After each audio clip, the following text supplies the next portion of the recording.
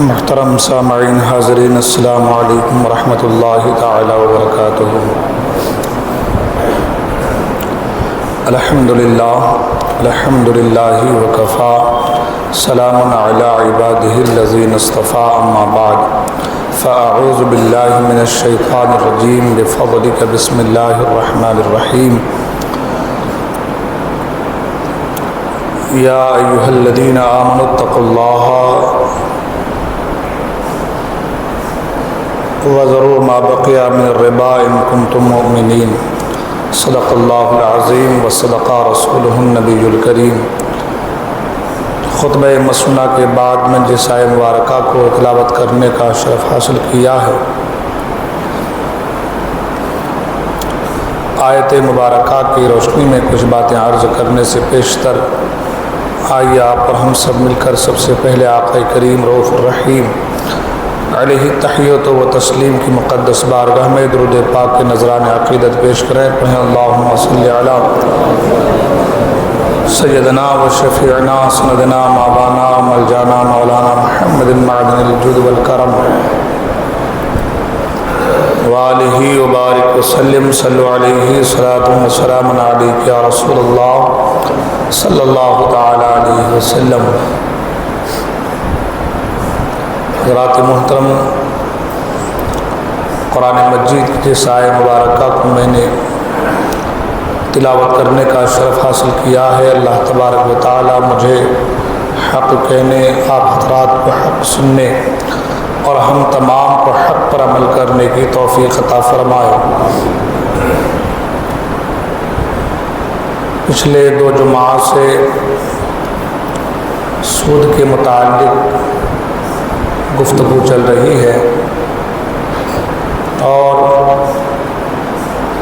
سود ہی کے تعلق سے کچھ باتیں آج کے اس مختصر سے وقت میں آپ کے گوش گزار کرنے کی کوشش کروں گا۔ قرآن مجید میں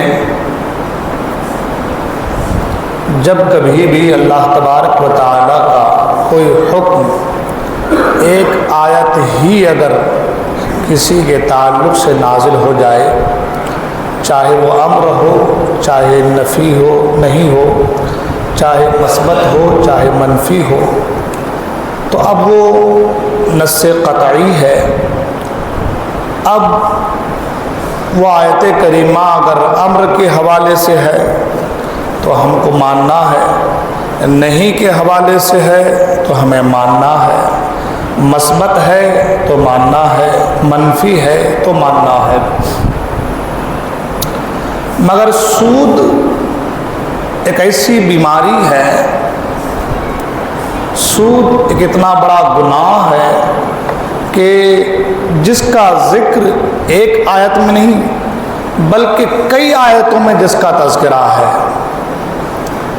آپ سوچ سکتے ہیں کہ اگر ایک آیت بھی اللہ تعالیٰ کسی چیز کے تعلق سے، کسی امر کے تعلق سے، کسی کام کے تعلق سے، کسی حکم کے تعلق سے اللہ نازل فرما دے تو وہ ہمارے اور آپ کے لیے حجت قطعی ہے، یعنی ہم کو ماننا ہی ہے۔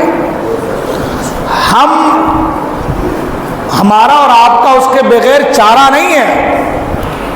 مگر جس چیز کے لیے، جس کام کے لیے اور جس چیز سے رکنے کے لیے اللہ نے کئی آیتیں نازل فرمائی ہوں، جا بجا اس کی مذمت، اس کی ممانعت بیان کی ہو، تو اس چیز سے ہمیں اور آپ کو کتنا دوری اختیار کرنا ہوگا۔ لوگ یہ سوچتے ہیں کہ سود میں ہمارا فائدہ ہے، منافع ہے، تو ظاہری فائدے تو نظر آتے ہیں۔ جب ظاہری فائدے لوگوں کو نظر آتے ہیں تو لوگ اس پہ آگے بڑھ جاتے ہیں، لیکن سینے پر ہاتھ رکھ کر بتائیں کہ ہمارا کس کام میں کیا منافع ہے، ہم سے بہتر کہ ہمارا خالق نہیں جانتا، خدا نہیں جانتا کہ ہمارے لیے کون سا کام بہتر ہے اور کون سا کام بہتر نہیں ہے؟ کیا ہم سے زیادہ ہمارا رب نہیں جانتا؟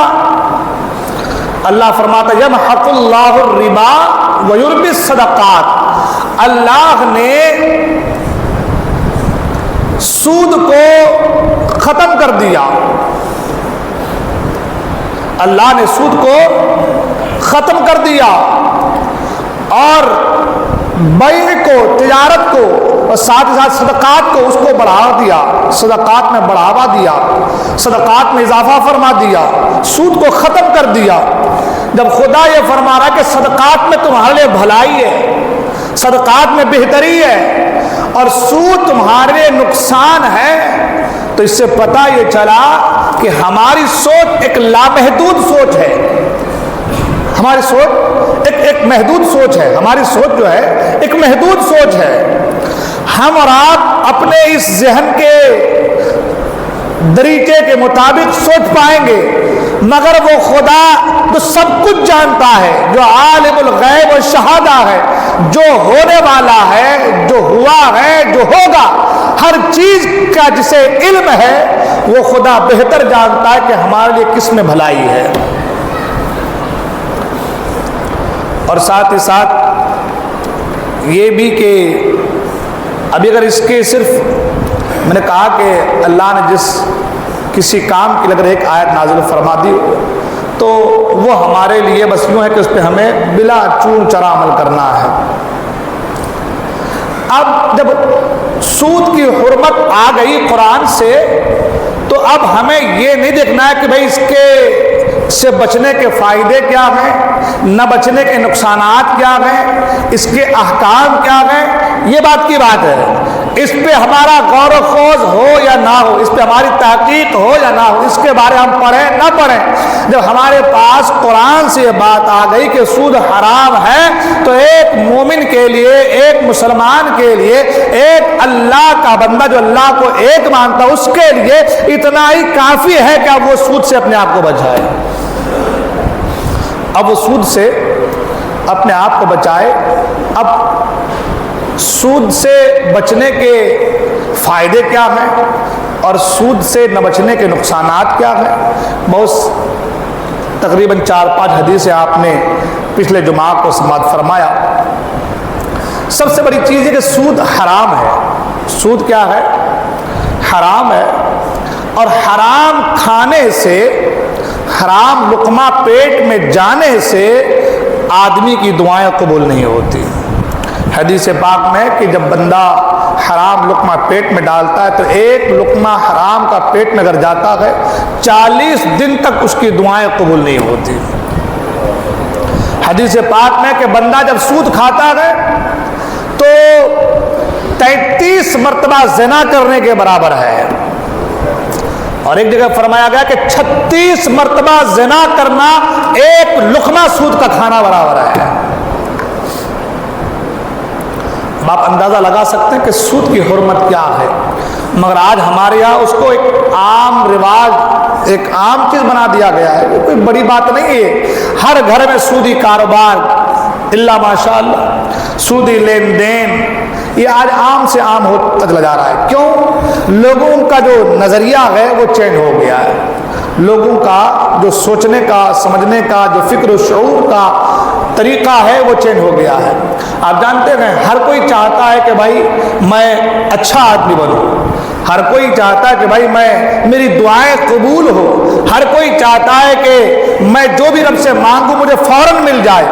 حضرت سعد بن ابی وقاص رضی اللہ تعالیٰ عنہ نے عرض کیا یا رسول اللہ صلی اللہ علیہ وسلم دعا فرمائیے کہ اللہ تعالیٰ مجھے مستجاب الدعوات بنا دے، اللہ تعالیٰ مجھے مستجاب الدعوات کر دے، یعنی مستجاب الدعوات کہتے ہیں جس کی ہر دعا قبول ہو۔ کیا پوچھا؟ یا رسول اللہ آپ دعا فرما دیں کہ اللہ تعالیٰ مجھے ایسا بنا دے کہ میری ہر دعا قبول ہو۔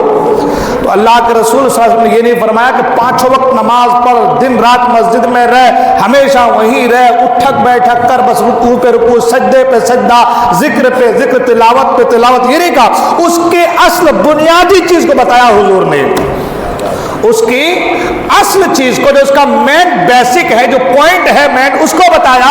حضور نے فرمایا کہ اپنی خوراک پاک کرو۔ حضور نے کیا فرمایا؟ تم چاہتے ہو کہ تمہاری ہر دعا قبول ہو تو تو سب سے نمبر 1 پر حضور نے فرمایا کہ اپنی خوراک کو پاک کرو، حرام لقمے سے بچو، حرام کھانے سے بچو۔ آج ہم اور آپ کہتے ہیں کہ ہماری دعائیں قبول نہیں ہوتی، ہم مانگتے ہیں، ہم دعائیں کرتے ہیں، نماز کے بعد دعائیں کرتے ہیں، ہماری دعائیں قبول نہیں ہوتی۔ حدیث میں، اقوال علماء میں، اقوال صحابہ میں، اقوال محدثین میں یہ چیزیں آپ کو ملیں گی کہ فرض نماز کے بعد جو دعا کی جاتی ہے وہ دعا قبول ہوتی ہے۔ آپ کو یہ چیزیں ملیں گی کہ جب دونوں خطبوں کے درمیان بیٹھ کر جو دعا کرو دعا قبول ہوتی ہے۔ آپ کو یہ ملے گی کہ عرفات کے میدان میں دعا کرو دعا قبول ہوتی ہے۔ آپ کو یہ ملیں گی مزدلفہ میں دعا کرو دعائیں قبول ہوتی ہے۔ آپ کو یہ بھی ملیں گی کہ مزدلفہ کی وہ رات حاجیوں کے لیے شب قدر کی طرح ہے، یہ چیزیں ملیں گی۔ مگر سب سے بیسک جو ہے حضور نے یہ فرمایا اپنی خوراک کو پاک کرو۔ سب سے امپورٹنٹ چیز کیا ہے؟ حضور نے فرمایا اگر تم چاہتے ہو کہ تمہاری دعائیں قبول ہو، تم چاہتے ہو کہ تم مستجاب الدعوات بنو، تو سب سے پہلے یہ کرو کہ اپنی خوراک کو پاک کر لو۔ اپنے کھانے پینے کی چیزوں پر دھیان دو کہ تم جو کھا رہے ہو وہ کیا ہے۔ آپ جانتے ہیں آگے حضور فرماتے ہیں پھر اس کا بتاؤں انشاءاللہ، حضور فرمایا کہ تم مستجاب الدعوات بن جاؤ گے اگر تم نے اپنی خوراک کو پاک کر لیا، حرام لقمے سے اپنے آپ کو بچا لیا، تو حضور فرماتے ہیں کہ تم مستجاب الدعوات بن جاؤ گے، تمہاری ہر دعا قبول ہوگی۔ اور آگے حضور فرماتے ہیں اس پاک ذات کی قسم جس کے دست قدرت میں محمد مصطفیٰ صلی اللہ تعالی وسلم کی جان ہے، آدمی اپنے پیٹ میں حرام کا لقمہ ڈالتا ہے تو 40 دن تک اس کا کوئی عمل قبول نہیں کیا جاتا۔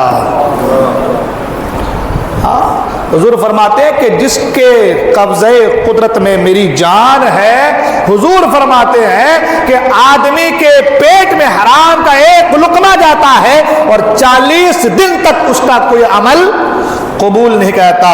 پھر آگے فرماتے ہیں اور جس بندے کا گوشت سود اور حرام خوری سے اگا، حضور فرمایا جس بندے کا گوشت سود کے کھانے سے، حرام کے لقمے سے، حرام کھانے سے، کسی کے مال کو ہڑپنے سے، کسی کے ساتھ بے ایمانی کرنے سے، کسی کے مال کو پچانے سے، کسی کو تکلیف دے کر کے مال کمانے سے، جھوٹ بول کر کے مال کمانے سے جو لقمہ پیٹ کے اندر جاتا ہے اور اس سے جو گوشت پیدا ہوتا ہے، اس سے جو اس کے اندر توانائی آتی ہے، جو طاقت آتی ہے، گوشت کا اگنا ہے، گوشت پیدا ہوتا ہے، تو حضور فرماتے ہیں اس کے لیے اس گوشت سے، اس کھانے سے حضور فرماتے ہیں آگ بہتر ہے۔ یعنی حضور نے فرمایا کہ وہ آگ میں جل جائے یہ بہتر ہے کہ وہ حرام کا لقمہ پیٹ میں نہ ڈالے۔ اللہ اکبر، وہ آگ میں جل جائے یہ بہتر ہے اس کے لیے، مگر حرام کا لقمہ پیٹ میں جانے نہ پائے۔ آج حرام پہ حرام چڑھائے جا رہے ہیں، دعائیں کیسے قبول ہوں گی؟ جھوٹ پہ جھوٹ بول کر کے آج لوگ کاروبار کر رہے ہیں، دعائیں قبول کیسے ہوں گی؟ داڑیاں لمبی رکھ لینے سے، 5 وقت کی نماز پڑھ لینے سے، خانے کعبہ جا کر کے حج کر کے آ جانے سے، اور روزے پہ روزے رکھ لینے سے، نفلی عبادتیں کر لینے سے، بار بار عمرہ کر کے آنے سے، بار بار جو ہے اجمیر شریف جانے سے، اور حاضری امام اعظم اور حاضری امام احمد رضا اور حاضری غوث اعظم بار بار کر لینے سے صرف آدمی کامل نہیں بنتا۔ دوسرے کے مال کو اگر ہڑتا ہے اس کا کوئی عمل اللہ کی بارگاہ میں 40 دن تک قبول نہیں ہے۔ آج لوگ اب جانتے ہیں، میں آپ کو اس کی ایک جھلک بتا دوں، ہمارے اسلاف کا طریقہ کیا تھا۔ آج حالانکہ میں سوچا تھا کہ آج میں سود کے اقسام کو بیان کروں گا کہ سود کی قسمیں کتنی ہے، اگر وقت ملا تو انشاءاللہ سود کے اقسام کو بیان کروں گا کہ سود کی قسمیں کتنی ہیں اور کون سی چیز کیا کرنے سے سود ہوتا ہے اور کس کو کیسے لین دین کرنے سے سود نہیں ہوتا۔ میں اس کے اوپر کچھ باتیں عرض کرنا چاہتا، انشاءاللہ موقع ملے گا ضرور کروں گا۔ تو عرض کر رہا تھا کہ ہمارے اسلاف کا طریقہ دیکھیں، ہمارے بزرگوں کا طریقہ دیکھیں۔ حضرت ابو بکر صدیق رضی اللہ عنہ کا ایک غلام تھا اور وہ غلام آپ کی خدمت میں آیا اور آپ کی خدمت میں دودھ لے کر کے آیا، آپ کی خدمت میں دودھ لے کر کے آیا اور حضرت ابو بکر صدیق رضی اللہ تعالیٰ عنہ نے اس دودھ کو پی لیا. غلام نے دودھ پیش کیا, آپ نے دودھ پی لیا. جب آپ نے دودھ پی لیا تو غلام نے عرض کی کہ حضور یہ جو میں نے آپ کو دودھ پیش کیا, آپ جانتے ہیں یہ دودھ کن پیسوں کا ہے؟ آپ کو معلوم ہے کہ یہ دودھ کن پیسوں کا ہے؟ حضرت ابو بکر صدیق نے کہا کن پیسوں کا ہے؟ اس نے کہا کہ حضور میں پہلے جب بھی کوئی چیز پیش کرتا تو اس کے بارے میں آپ دریافت فرماتے تھے, لیکن اس دودھ کے بارے میں آپ نے کچھ نہیں دریافت فرما, پوچھانے کے کہاں سے آیا ہے, کیوں آیا ہے. تو حضرت ابوبکر صدیق نے کہا کہ اچھا بتاؤ کہ یہ دودھ کہاں سے آیا ہے. اب دیکھیں یہ چیز جو ہے نا ہمارے پاس آنا یہ ہمارے آپ کی تلقین ہے. غلام خود کہتے ہیں کہ جب بھی میں کوئی چیز پیش کرتا آپ فوراً قبول کر, فوراً آپ پوچھتے کہ کہاں سے لائے ہو, کیوں لائے ہو, کہاں سے آیا ہے. لیکن آج میں نے آپ کو دودھ دیا, آپ نے پوچھا نہیں, دریافت کیا نہیں. تو آپ نے فرمایا اچھا بتاؤ کہ تم یہ دودھ کہاں سے لائے ہو, کن پیسوں کا ہے. تو اس نے کہا کہ میں زمانے جاہلیت میں ایک بیمار پر منتر پڑھ کر پھونکتا تھا. ہوتا ہے نا منتر پڑھنے والے آج بھی ہے نا, تو منتر پڑھ کر جو ہے زمانے جاہلیت میں کفر کی حالت جب لوگ تھے تو زمانے جاہلیت میں یہ چیزیں بھی بہت تھی, اور آج وہی چیزیں لوٹ کر پھر سے آ رہی. اگر آپ دیکھیں نا اس پہ غور کریں گے تو وہی چیزیں جو آج سے 1400 سال پہلے تھیں, جس کو ہمارے حضور نے سب کو بند فرما دیا تھا, اب وہی چیزیں پھر سے لوٹ کر آ رہی ہیں. اب لوگ نمازوں کا سہارا کم لے رہے ہیں, اب لوگ روزوں کا سہارا کم لے رہے ہیں, اب لوگ کس کا سہارا لے رہے ہیں؟ منتر والے کا سہارا لے رہے ہیں, تنتر والے کا سہارا لے رہے ہیں. بس ایک منتر پڑھ دو حضرت, کاروبار لگ جائے ہمارا. وہ ہمارے بیچ میں کسی نے کرنی کوٹال بولتے ہیں نا, کرنی کوٹال کر دیا ہے, اس کرنی کوٹال کو توڑ دو حضرت. وہ ہمارے گھر میں رشتے پیغامات نہیں آ رہے, اس کے لیے کچھ نیمبو گھما دو حضرت. وہ میری بیٹی کا رشتہ ہو رہا ہے تو کوئی اچکا دے رہے, اس کے لیے کوئی نیمبو پھرا دو حضرت. ہو رہا ہے کہ نہیں ہو رہا ہے؟ اچھا حضرتوں کے پاس کے ساتھ ساتھ اب لوگ غیروں کا بھی رخ کیے ہوئے ہیں. جادوگروں کے پاس جا کر کے لوگ جادو کرا رہے ہیں. ایک بھائی کا کاروبار اچھا چل رہا ہے تو اس کا کاروبار چل رہا ہے, میرا نہیں چل رہا ہے, اس نے کسی سے کچھ نہ کچھ تو کرایا ہوگا, تو حضرت اس کا بند کرا دو, ہمارا چالو کرا دو. آج یہ ہو رہا ہے, اس کا بند کرا دو, ہمارا چالو کا, یہ ہو رہا ہے. وہ جو چیز ہے جس کو حضور نے سب کو ملیامت فرما دی تھی, اور شفا حضور نے فرمایا تھا, قرآن میں شفا ہے. ہمارے بزرگوں کا طریقہ تھا اگر کوئی بیمار ہوتا تو روزہ رکھنے کی نیت کر لیتے تھے.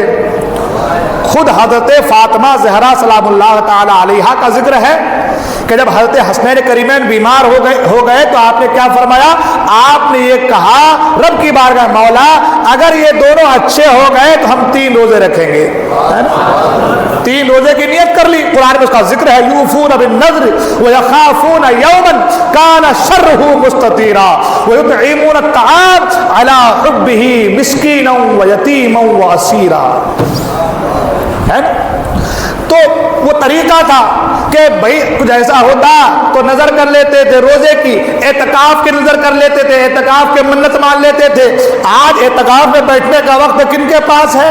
آج روزہ رکھیں گے تو بھوک سے جان چلی جائے گی, یہ وقت کہاں ہے؟ اپنے پاس اتنا ٹائم نہیں ہے. پہلے کا دور تھا کچھ بیماری آ جائے تو حضور نے فرمایا سورہ بقرہ پڑھ لو, تمہارے گھر کی نحوستیں ختم. فاقے سے ہو سورہ واقعہ پڑھ لو, گھر کی تمام تر جو ہے بلائیں بدتر سب ختم, اور جو رزق کی فراوانی ہے. سورہ نصر پڑھ لو تو یہ فائدے ہیں, سورہ عصر پڑھ لو تو یہ فائدے ہیں, سورہ کافرون پڑھ لو تو یہ فائدے ہیں. حضور نے فرمایا کہ اگر گھر میں بچہ بیمار ہو جائے, بخار ہو جائے تو سورہ فلق سورہ ناس پڑھ کر کے دم کر دو تو بخار ختم ہو جائے. آج بخار ہوا تو حضرت, بخار ہوا تو حضرت, بیمار پڑا تو حضرت, کچھ ہو گیا تو حضرت. اب یہ عام چیزیں ہو گئی ہے. اب اس پہ بھی بہت لمبی گفتگو. خیر عرض کر رہا تھا کہ پہلے کا دور جو تھا وہ پھر سے واپس آ رہا ہے. لوگوں کے اعتقاد اللہ اور اللہ کے رسول اور مسجد و مدرسہ اور اولیاء کرام کی بارگاہ سے ہٹ کر کے آج یہ کرنی کوٹال والوں کے پاس ہمارے اعتقاد بڑے ہوئے ہیں, ان کے ساتھ بڑے ہوئے ہیں.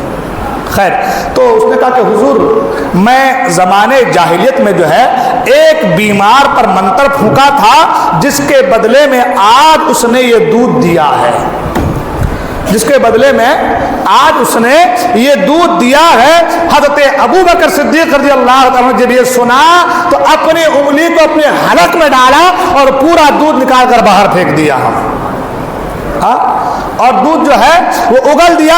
اس کے بعد نہایت ہی عاجزی کے ساتھ اللہ کی بارگاہ میں عرض کیا، یا اللہ جس پر میں قادر تھا وہ میں نے کر دیا، جتنا مجھ سے ہو سکتا تھا وہ میں نے کر دیا ہے، اور اس دودھ کا تھوڑا سا حصہ جو میرے رگوں میں رہ گیا ہے، اے اللہ تو قادر و قیوم ہے، اسے معاف فرما دے۔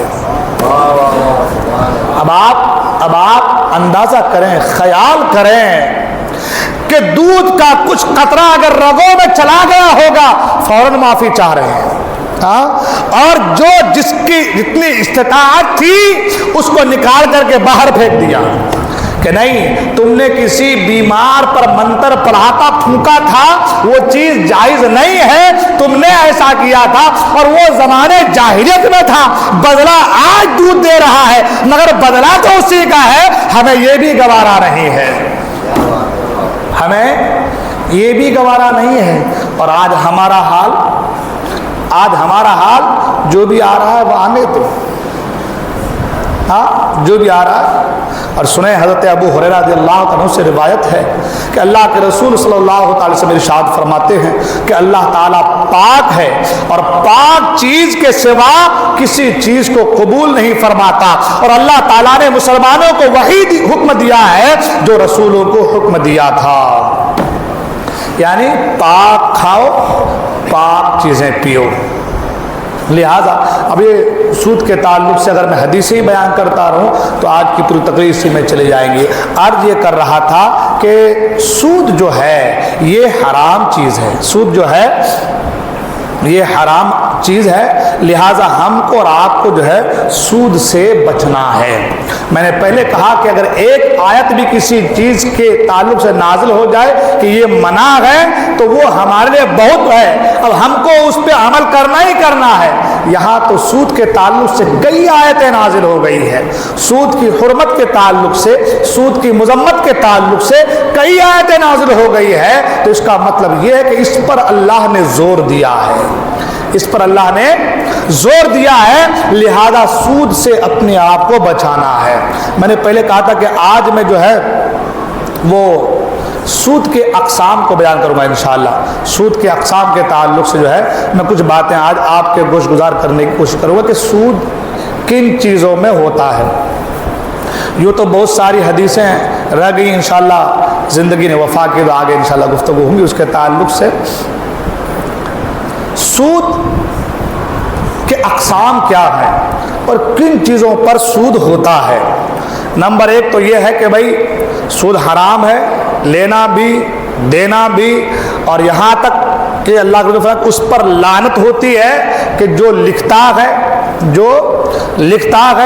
جو بیچ میں رہ کر کے مدد کرتا، وکیل بنتا ہے نا، گواہ بنتا ہے، یہ سب پر لعنت ہے اللہ کی۔ اب رہی بات سود کہتے کسے ہیں؟ سود کہتے ہیں کہ کسی سے کسی چیز میں زیادہ منافع اضافہ لینا ہے نا، اسی کا نام سود ہے۔ اب یہ کتنے پرکار کی ہیں؟ تو کہتے ہیں کہ سود جو ہے نا یہ 5 چیزوں کا ذکر ہے، 5 چیزوں کا ذکر ہے، اوزان کا، پیمائش کا، کہ جن کے ذریعے جو آج کے حالات ہمارے یہاں آگے آتے بھی ہیں کہ ان چیزوں کے ذریعے سے ہمیں پتہ چلتا ہے کہ بھائی کس میں سود ہے، کس میں کیا ہے۔ مثال کے طور پر ایک ہے موزونی، وزن کرنے والے سامان، تولنے والے، ہے نا، ایک ہے موزونی، اور ایک ہے مکیلی۔ مکیلی کہتے ہیں ٹوکرے سے بھر کے دینے والے، کسی ٹوکرے سے، تھیلے سے، بوری سے، بھائی ایک بوری ادھر ہے، ایک بوری ادھر ہے۔ پہلے کے زمانے میں ہوتا تھا ٹوکری پہ جو ہے ماپا جاتا تھا، جس کو کہتے ہیں ٹوکری پہ، یا پہلے کے لوگ جو ہے وہ بنا کے رکھتے تھے اس طریقے سے ایک پیمائش کا کہ بھائی یہ اتنا بڑا ہے ہمارا تو اس سے سب کو ماپا جائے گا، اس کو کہتے ہیں مکیلی۔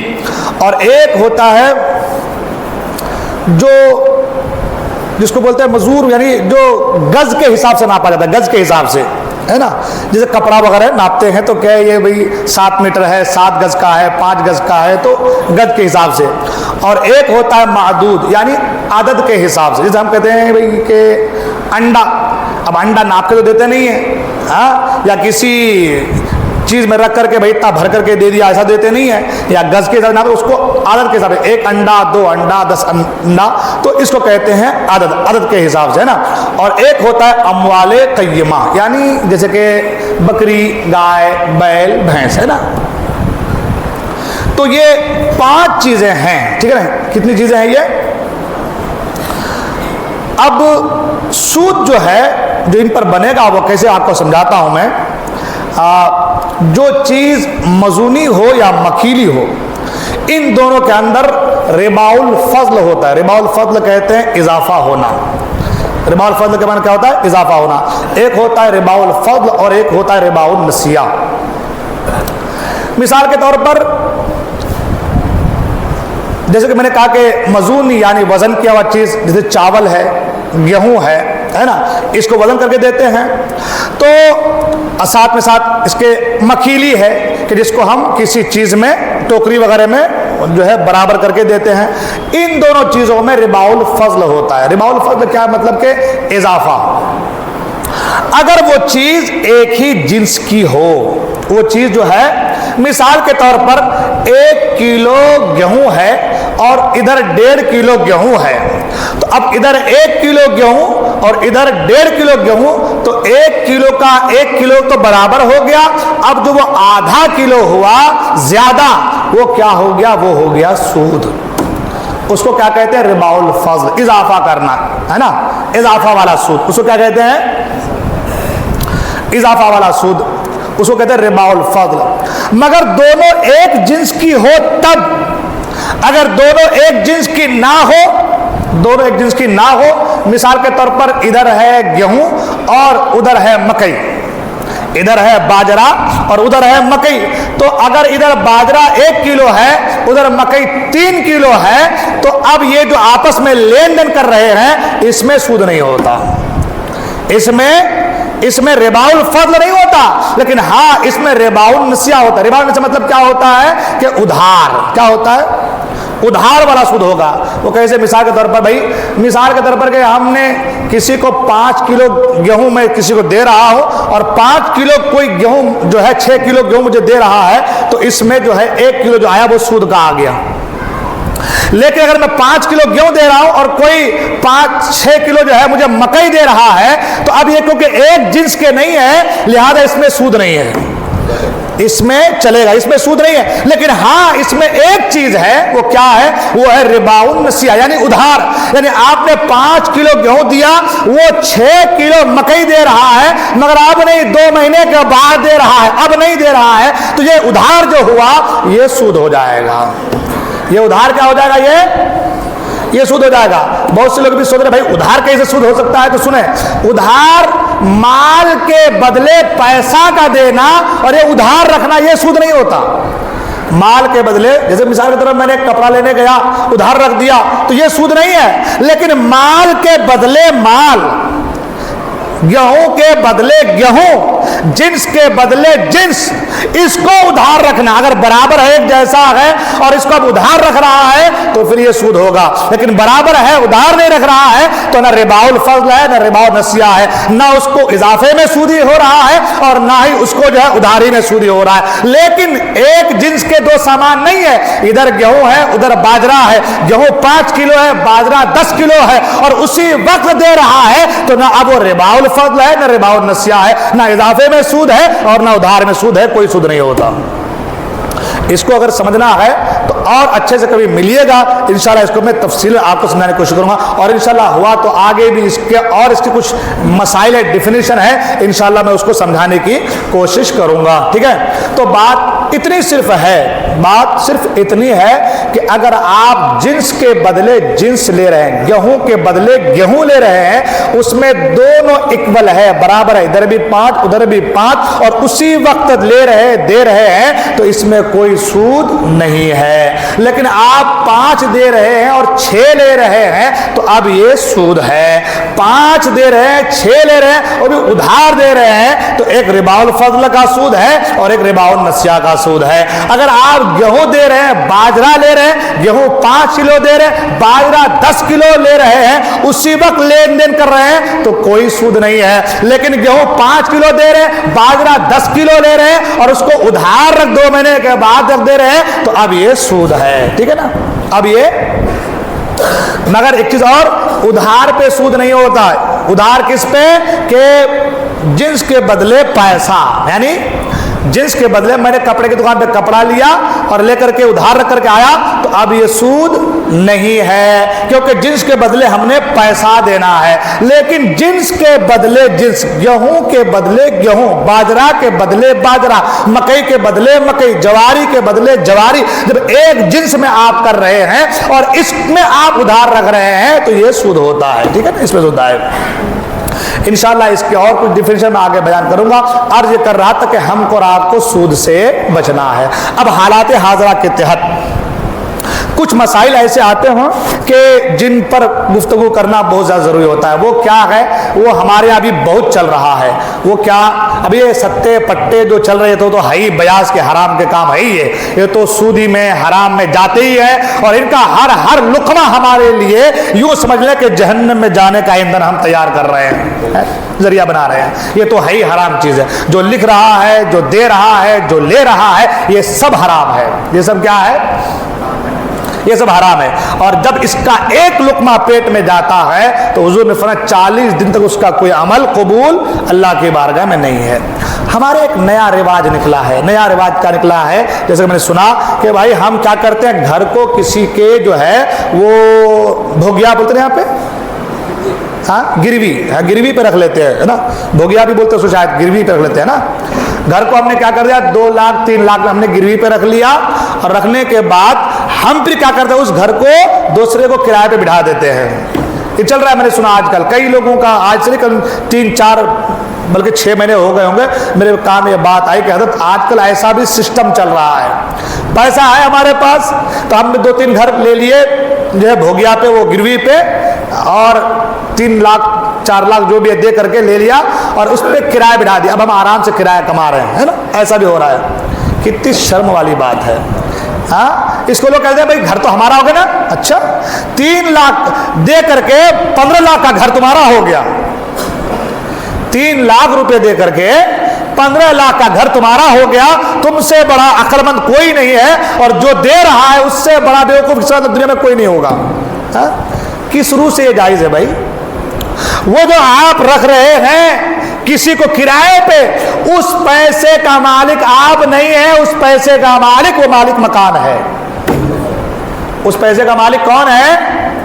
اس کو میں آج اس لیے بیان کر رہا ہوں کہ یہ چیزیں بہت عام ہو رہی, میں نے سنا یہ چیزیں بہت عام ہو رہی ہے اور لوگ نئے طریقے ہیلا شری نا, وہ ہیلے والے معاملات. آج یہ کام پڑھے لکھے لوگوں کا ہے کہ کہاں ہیلا کرنا ہے, کہاں ہیلا شری جائز ہے, کہاں نہیں ہے. یہ تو آج عام لوگ کر رہے ہیں.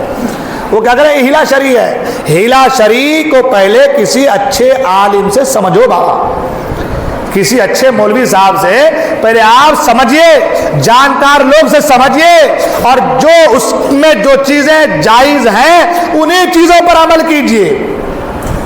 اپنے دماغ کو مت دوڑائیے اتنا, ورنہ آپ کا دماغ تو دوڑتا بھی رہے گا, قیامت میں آپ بھی دوڑتے رہیں گے, ادھر سے ادھر بھٹکتے رہیں گے.